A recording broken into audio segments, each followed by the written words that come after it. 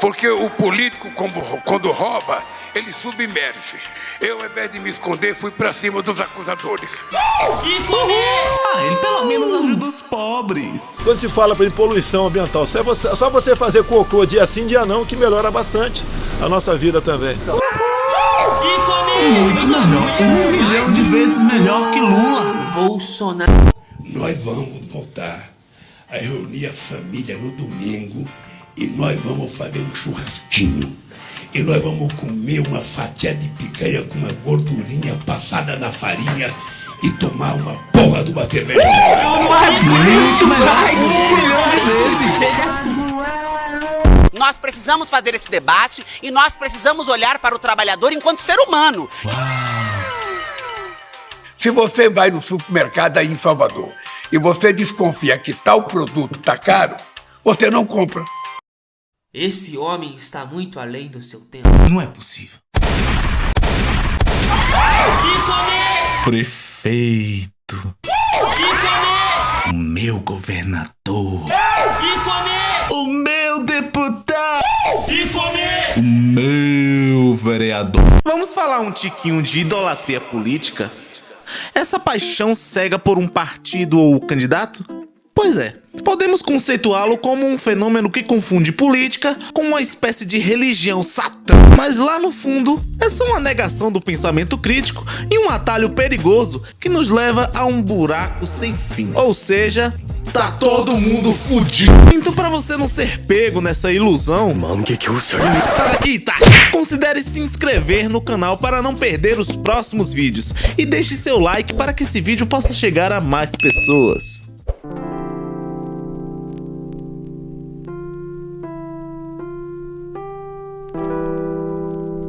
A inclinação humana para idolatrar outros seres humanos é uma prática antiga, decorrente dessa necessidade de buscar figuras de poder que ofereçam um senso de segurança e propósito. Isso em nível moderado, podemos chamar de admiração e até saudável em alguns casos. Por exemplo, um artista ter um objeto de inspiração e admiração é super normal. A teoria da identidade social de Henry Totwell e John C. Turner, de 1979, sugere que as pessoas categorizam seu mundo social em grupos aos quais pertencem e coletivos aos quais não pertencem. Isso significa que é uma tendência humana essa busca incessante por pertencimento.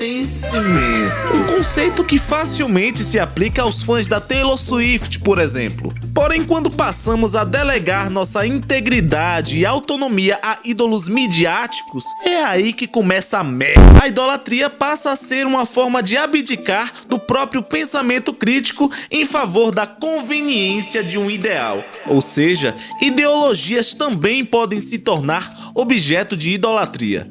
Um exemplo clássico é o tanto de gente que toma o socialismo quase que como uma religião e Karl Marx um deus. Esse tipo de devoção já é doentia e prejudicial a níveis que ultrapassam o senso individual. E o cenário piora ainda mais quando passamos para o antro político.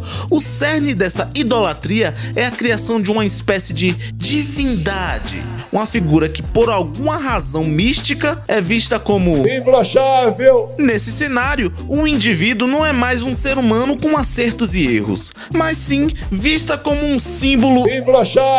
E quando o objeto dessa idolatria fala, a verdade é absoluta e inquestionável.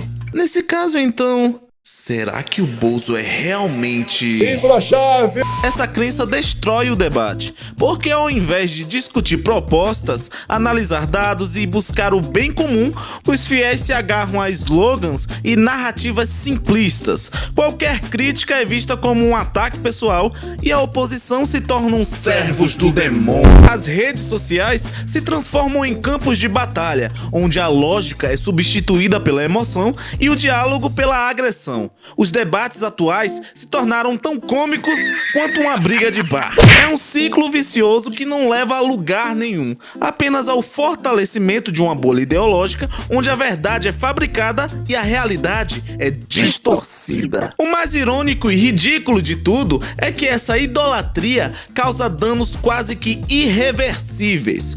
Quando o político em questão comete algum erro, seus seguidores se desdobram em piruetas lógicas para justificar o injustificável. Assim foi com Lula. Lembram do hashtag Lula livre? E pasmem, até hoje tem gente que defende com unhas e dentes e nega até o fim da vida todos os escândalos de corrupção em que ele está envolvido, né? E assim foi com Bolsonaro, onde seus seguidores lunáticos invadiram o Planalto e ainda assim negam fervorosamente as falhas e as inconsistências de seu governo. E assim vai ser com qualquer candidato que adote um discurso pronto e promessas vazias, e que por alguma ironia do destino se assente ao trono da presidência. E toda essa histeria coletiva não é de agora não, viu? No período imperial brasileiro, a idolatria era um fenômeno principalmente ligado à figura do imperador, que era visto como uma espécie de Kim Jong. Essa devoção era incentivada por meio de ritos e celebrações públicas, como desfiles, festas cívicas e a exibição de retratos e símbolos imperiais. Isso te lembra algum país? Ah, que absurdo! Que absurdo você comparar o Brasil imperial com aquela ditadura. Ah, meu irmão, vai se Calma, meu pequeno gafanhoto conservador. Claro que é absurdo falar isso. Sem comparação, né? São só apenas traços coesivos e aspectos narrativos para prender a sua atenção. Enfim, essa é a prova de que o brasileiro médio sempre teve essa tendência abstinente de colocar em um pedestal ou dar a posse do poder a uma figura que minimamente inclui aspectos populistas em seus discursos. Se o político é pego e preso em um escândalo de corrupção, a culpa é da mídia. E se ele falhar em cumprir as promessas feitas durante a campanha, é porque a oposição não deixou, né? A realidade é adaptada à narrativa e não o contrário. É como torcer para um time de futebol que perde todos os jogos e ainda assim gritar que ele é o melhor do mundo. Isso te lembra algum time? A diferença é que na política essa falta de percepção afeta a vida de milhões de pessoas. Em nome da fidelidade partidária, muitos ignoram problemas reais, como a falta de saúde, educação ou segurança, desde que seu ídolo esteja no poder. Sou o cara mesmo. Beleza. No final das contas, essa paixão cega tornou-se mais prejudicial a quem votou do que ao próprio político em si, né? Enquanto o cidadão comum, com seu salário mínimo de R$ 1.509 faz milagres para sobreviver, a alta cúpula do executivo vive uma realidade bem diferente, né?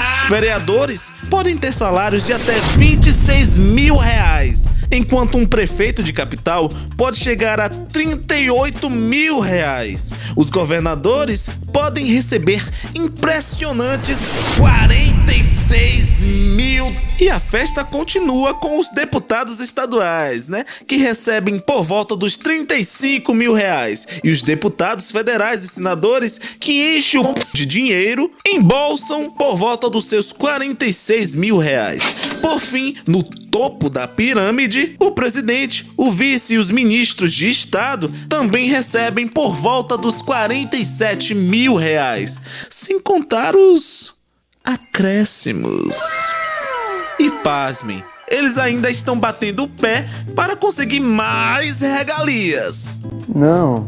Para colocar a matemática em dia, um presidente ganha mais de 30 salários mínimos para trabalhar 3 dias da semana. Às vezes nem isso, né? Enquanto seus idólatras enchem os olhos quando veem algum deles ser contra a escala 6x1. E para não deixar ninguém de fora, todos os ex-presidentes, mesmo sem exercer o cargo, ainda têm direito a várias regalias, aposentadoria, carros executivos e outros benefícios custeados por quem? Não sei.